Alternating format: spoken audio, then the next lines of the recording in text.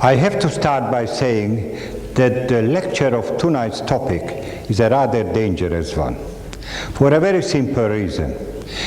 Because that forms a great part, a major part of my PhD thesis. In fact, in the first volume, that is about 100 pages. Please don't worry, I will talk as briefly as possible. But before I introduce my talk, I hope you will allow me to tell you a story. And the story is strictly part what I intend to say tonight. And it concerns a very dear friend who died long time ago. When I wrote my thesis, I wrote about this Mihrab Sulayman. I wrote about the etymological and architectural origin of the Mihrab, without seeing many of the Mihrabs which later on were included in my thesis. And I certainly haven't seen the Mihrab, which is the main topic of my talk tonight. But then my school, the School of Oriental and African Studies, in 1963 and 64 sent both of us on a study leave, a one-year study leave, to the Middle East. I was in correspondence with a lot of colleagues in the area, and among them was a very dear, who became later on a great friend, Awni Dajani, who was then the director of the Department of Antiquities in Jordan. I never met Awni, but we were in correspondence. We arrived in Jordan on the 1st of February 1964. It was a hailstorm. And as we crossed the frontier, there was a policeman, stopped as Irene was driving, and asked us a question.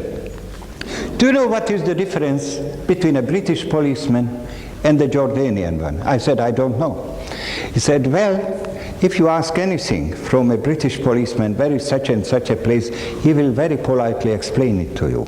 But when you ask a Jordanian policeman, he will take you there. Well, the hailstorm continued. We arrived in Amman, and there was a motorcycle policeman, and I asked him, where is the Department of Antiquities? He said, follow me. So we followed him, and that was the first time we met Awni. I said to Awni, we have to find a hotel. He said, no, you are not going to any hotel. You are coming to my farm in Jericho. You are going to stay on my farm. So we stayed for a month on his farm, which was very well located for a very simple reason. Because one day we went up to Jerusalem, the other day I went to see the Umayyad palaces in the desert. So I was very close to Mihrab Sulayman and the Dome of the Rock. And the photograph, I tried several photographs, I have to confess I miserably failed. The photograph you will see, which is excellent, was done by the photographer of the Department of Antiquities, whom I remember only as Abu Zuzu. Abu Zuzu provided the only good workable photograph slide, and the details which you will see were provided by a former student of mine, who later on was the director of the Institute for Hajj Research in Jeddah. With his beautiful equipment, computer equipment, from this only slide, he took details, and you will see how the details are good.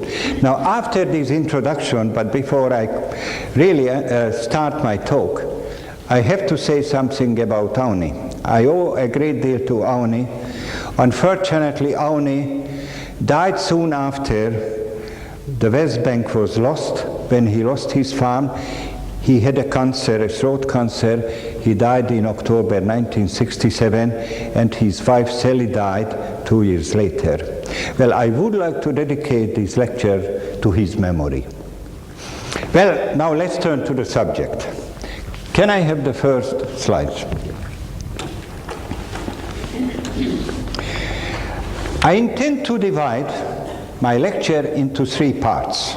In the first part, I will talk about the etymological origin of the word, but because for most of you that would be a boring subject, Mr. Rajab suggested to me, instead of reading it, I should project it so that you can see what I'm talking about, both in Arabic and in English.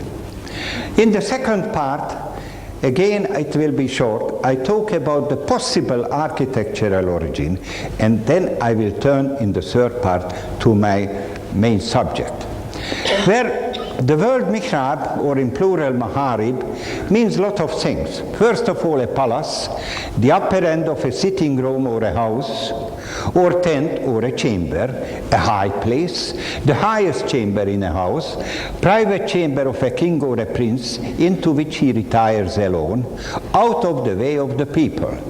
And finally, as we know it today, a place where the imam stands or sits in a mosque.